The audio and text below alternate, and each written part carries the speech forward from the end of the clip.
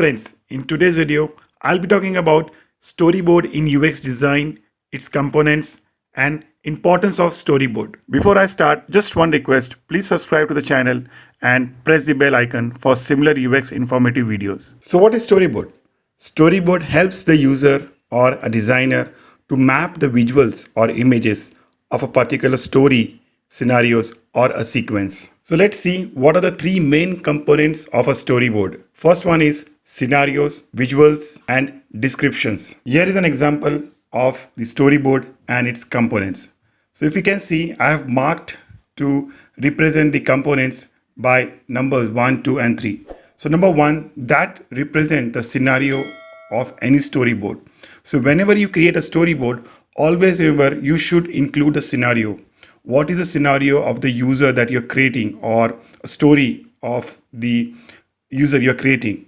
Second is the images or the sketch. So basically what we do in these boxes, we create sketches based on the scenarios.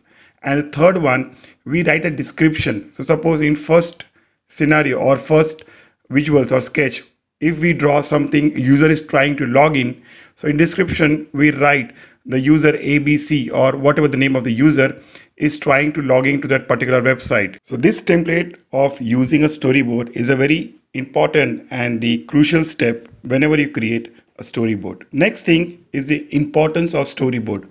Why should anyone use a storyboard, and when to use, in which phase we should use a storyboards. Storyboard mostly used in the ideation phase or when we are starting with the discovery phase of any project. So based on the information gathered by you with the client or by the users, you start creating storyboards in form of ideation.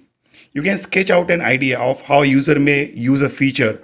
It will help you to visualize a potential experience, or you want to have a better understanding of the user's environment before starting the actual wireframes or visual designs. And after creating the storyboards, you can interact with the stakeholders, giving your understanding about the storyboard, the sequence that you have come up out of those persona, out of those scenarios, and you and the stakeholder gets more clear idea, and you move one step forward to your actual development process. Yeah, so that's it guys for today's video. I hope I tried to explain in very simple examples that would help you to clear your concepts. If you guys have any questions, any queries, or any comments, please mention in the below comment box. And if you like my video, please hit the like.